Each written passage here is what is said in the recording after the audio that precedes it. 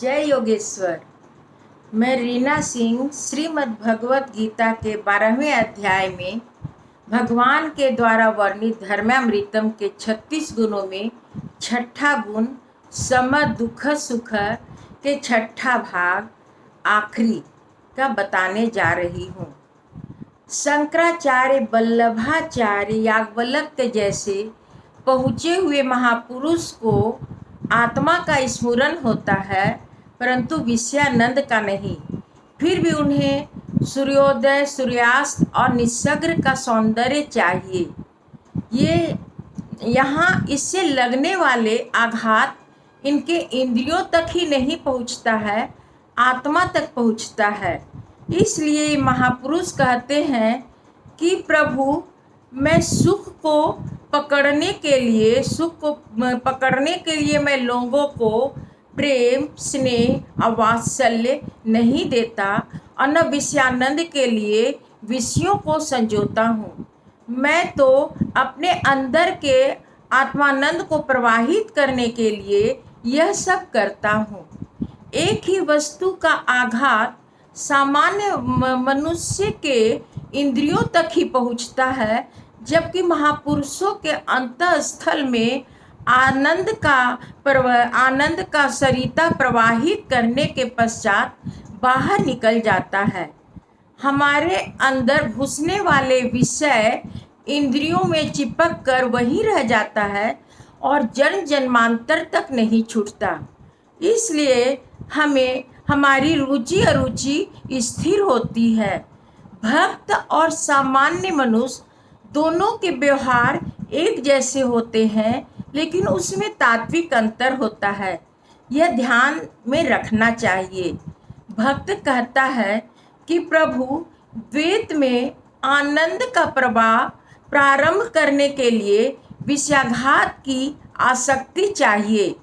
विषया आनंद प्रवाह आपके असमान हो या आघात हो, इसलिए मैं आपसे विवाह करना चाहता हूँ। सम दुख सुख में विवेक के टकराने के पश्चात ही सम दुख सुख में विवेक के टकराने के पश्चात ही सम दुख सुख जैसे खेल का प्रारंभ होता है। भक्त कहता है कि भगवान, मुझे आपसे कुछ नहीं मांगना है। मेरा गोबर, मेरा विषय भी मेरा नहीं है, यहाँ तक कि आपका अमृत भी मेरा नहीं है। मेरी एक ही आकांक्षा है कि आपके आघात से मेरे आनंद का स्रोत प्रवाहित होता रहे। ऐसे महापुरुष के जीवन में दुख सुख एक खेल के समान हो जाता है।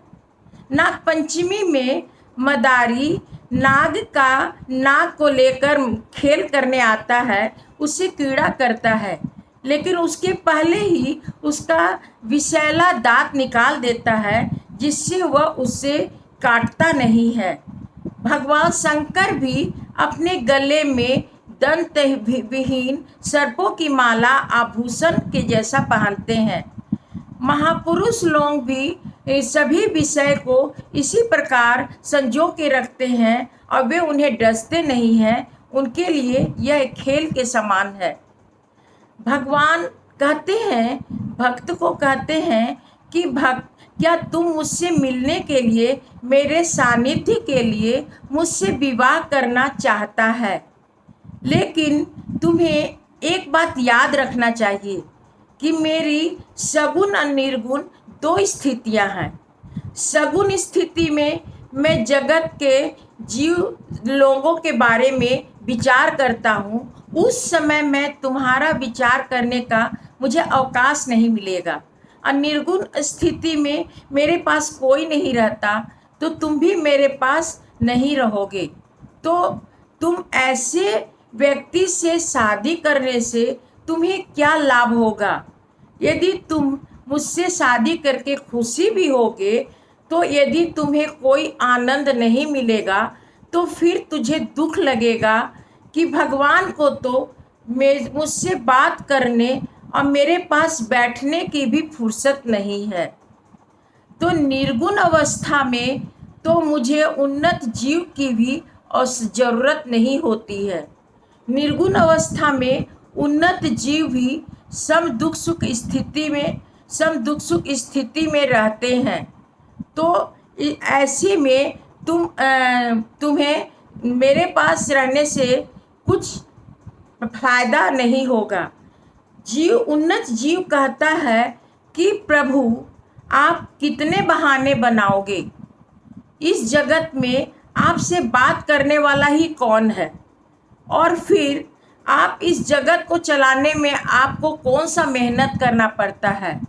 सभा वस्तु प्रवर्तते।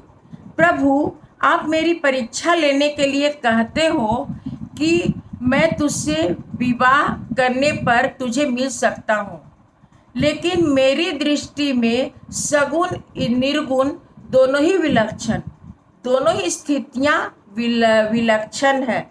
तुम जैसा कहोगे वैसा मैं स्वीकार करूँगा, क्योंकि मैं सब दुख सुख में हूँ। धन्यवाद। यदि यह धार्मिक धारावाही अच्छी लगी हो तो लाइक और सब्सक्राइब अवश्य कीजिए।